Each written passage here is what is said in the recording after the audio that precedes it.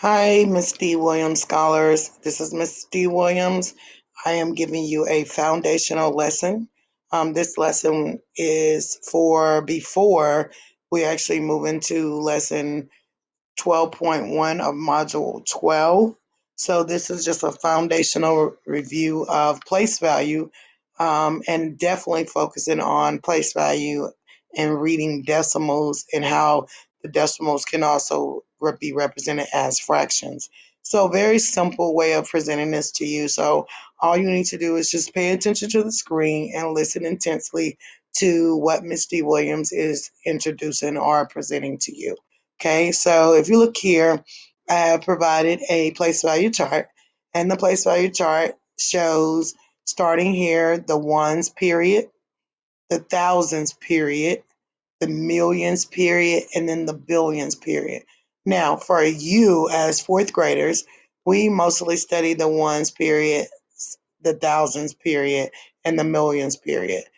Okay, so all of the periods right here that are to the left of the decimal place. So here's your decimal point that are to the left of the decimal point, which means from the ones place here all the way over to the billions, 100 billions. Those are all considered whole numbers. And then here's your decimal point again. All numbers that are to the right of the decimal point are considered your decimals or fractions, because decimals are fractions, fractions are decimals.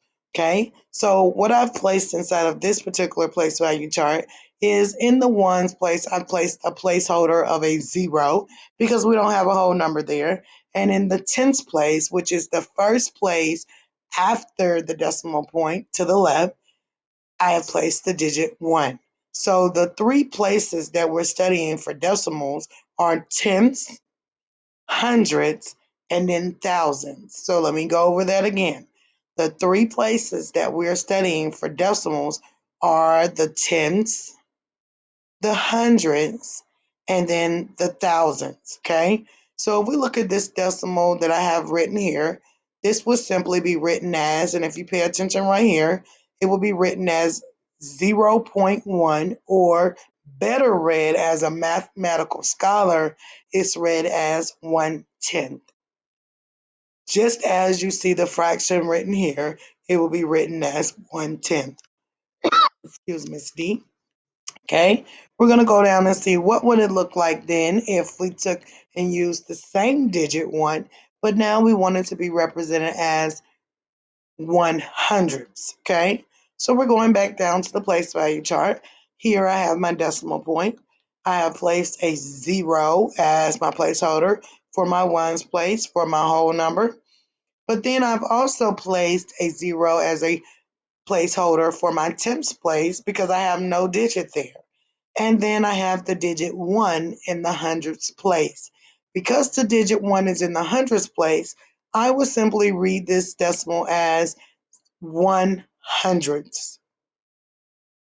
So you would hear some people say 0.01, and that's usually the normal way that some people would say it. But as mathematical scholars, you would read it as 1/100ths, okay? 100ths. So it'll be 100ths. Same as you see right here with the fraction 100ths.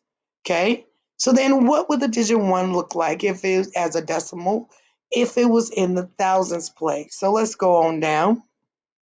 Here, once again, I have my decimal point. I have 0 as a placeholder here as a whole number, representing my whole number. And then I have a 0 in my tenths place for my decimal place. I have a 0 in the hundreds place as my decimal place. And then I have a 1 in the thousands place. So some people will read it as 0.001, or as a mathematical scholar, you would read it as 1,000, also written as the fraction 1/1,000. So this has been your foundational lesson for understanding the places for decimals, tens, hundreds, thousands.